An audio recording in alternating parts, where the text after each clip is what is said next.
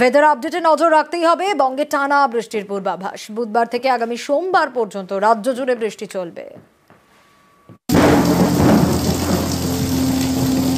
দুই বঙ্গে এখন বর্ষা, সঙ্গে নিম্নচাপের মেঘ। গত সোমবার থেকে রাতভর বৃষ্টি।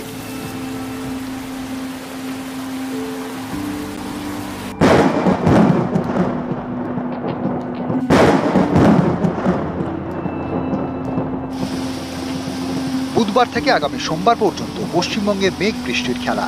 টানা বৃষ্টি, এর মধ্যে 3 দিন ভারী বৃষ্টির পূর্বাভাস।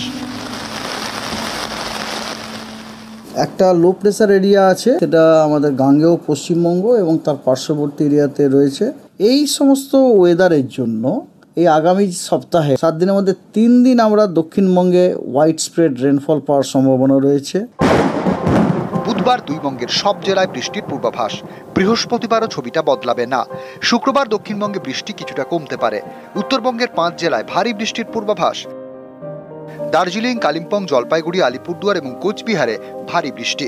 শনিবার বৃষ্টি বাড়বে উত্তর এবং দক্ষিণবঙ্গের সব জেলায়। রবিবার দক্ষিণবঙ্গে কিছুটা হলেও বৃষ্টি কমতে পারে। উত্তরবঙ্গে বৃষ্টি চলবে। সোমবার ফের ভারী বৃষ্টির ভ্রুকুটি রয়েছে দুই বঙ্গে।